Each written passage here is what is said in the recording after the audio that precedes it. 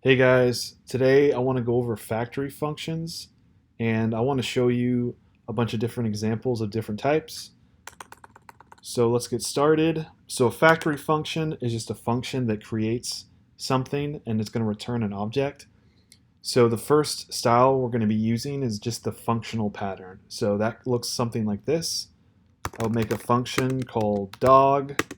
Notice I'm using a capital D in dog, and that kind of signifies this is going to be one of these factory functions. Okay, and then I'm going to initialize an object, call it obj, and now I'm going to return the object. And that's pretty much all there is to it. You can give this object properties and methods. So let's give it some properties. I'll say hair color equals black. Fetch equals a function, console.log fetching. So here are some methods and properties I've given this dog factory function. So now to use this, I need to assign it to a variable. So we'll say const myDog equals dog. Okay, now if I console log my dog, you can see it's returning this object with the property hair color and the method fetch. So I can call the method fetch by doing that. And then it says fetching. And then if I was to call the hair color property, it should return black. And it does. Excellent. So here you can see this is like the functional way to make one of these factory functions. This is a pretty common standard way that people like to do it. Let's move on to the shared functional. So let me delete this code. Now the shared functional is very similar to just that generic functional way. So I'm going to show you the shared functional. We'll go function dog. And here we're going to say const obj equals an object, and then we're going to return obj. Now, the way with the shared functional, you're almost inheriting the properties and methods from somewhere else. So let's make some methods for our dog. So we can say const dog methods is going to be an object, and then it's going to have methods like fetch. Let's console.log. I'm fetching the ball. Okay? And let's make another property, call it hair color.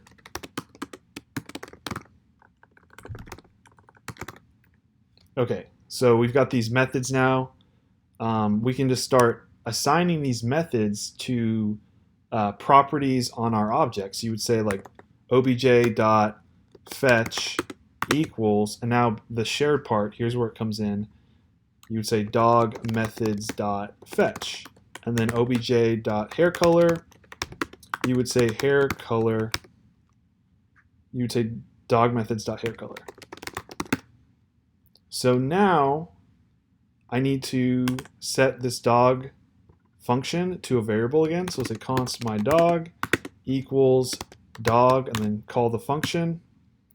Now, if I console log my dog, what happens? So you can see here again, we have access to those same methods and properties. Can I call the method fetch? I can, and then can I call hair color? We'll have to spell it right first. And I can. Perfect. Okay, so that's the shared functional way of doing things. It's pretty much the same thing, except you're explicitly writing out like your methods and properties, and then you're just saying, hey, my object equals this. Like, that's all it is. So that one's pretty easy as well. Let's delete that. Now for the prototypal way, I said prototypical. I think it's called prototypal if I'm being official with it. It's similar in that you're creating a function. So we say function dog and we're going to have an object, but we're going to create this object by using the object.create, and this is going to take dog.prototype. So now I am creating an object with the dog prototype, and now we're going to return that object just like before. So basically the prototypal way of doing things, you need to specify you're targeting the prototype when you want to manipulate like methods or properties.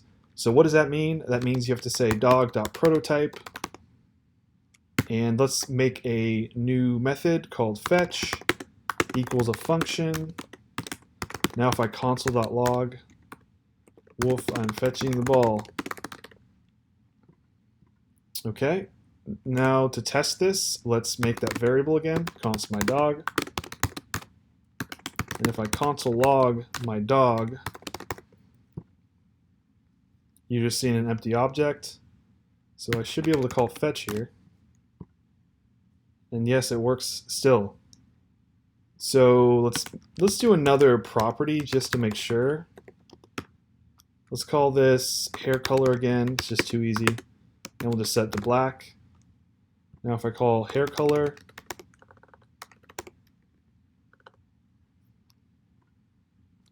same thing. So with the prototypal way, I think it's worth mentioning, it looks a little different in the sense that you're specifying the prototype you want its methods and properties to be outside, but you just got to remember this object.create keyword to create that prototype of the factory function you're looking at, and that's pretty much all there is to it. Okay, let's go to the constructor function. So we're going to do the same thing, function dog, and we're going to not return an object this time, and I'll show you why in a second, but we want to have that method of fetch and that property of hair color. So let's say this.fetch equals a function, and it's going to be console.logging, hey, I'm fetching the ball. We also want that property of hair color, so say this.haircolor equals, say red this time, just for fun.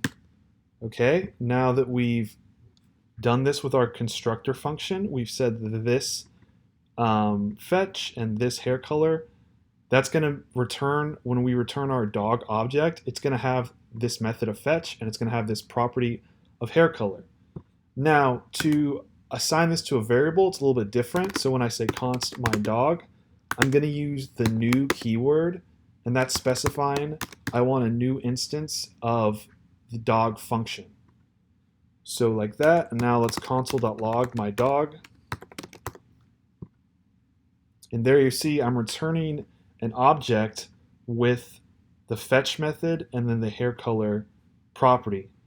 You may ask, like, why don't you have to use the return object or return this or return something there? So whenever you use that new keyword, it's implicit that you're returning that object. So it kind of does that logic for you whenever you use the new keyword there. So whenever you hear people talk about the constructor functions, they're talking about functions like this that utilize this type of syntax. So up until this point, all these factory functions I've showed you have been pretty useful, but they're kind of old school. The way you would do things now is you would just say class, this is the ES6 syntax by the way, you'd say class dog and then use the brackets. Inside the constructor function, this is where I am going to put my methods and my properties. So you could say this dot hair color equals, let's say blue, and this dot fetch equals a function console.log fetching the ball. Okay, and now this is really easy, by the way. Now when I say const my dog, I'm going to equal new dog. I still have to use that keyword. Notice I don't have to call any sort of function because the way the class works is there's no function call necessary. Okay, and if I was a console.log my dog, I should see an object with those properties and methods. And I do. Excellent. Now let's call fetch real quick to make sure everything's working. It's able to fetch the ball. Perfect. And then hair color. All right, so that looks good as well. So you can see with these factory functions, there's a whole bunch of different ways you can go with it. And a lot of these old school ways were kind of like what we had to use when we didn't have this nice ES6 syntax with the classes. Like that makes everything so much nicer and more organized, but some people still prefer to use the older methods. Whatever floats your boat, I guess, but I just wanted to make a video to show you guys all that. So thank you for watching, guys, and keep studying.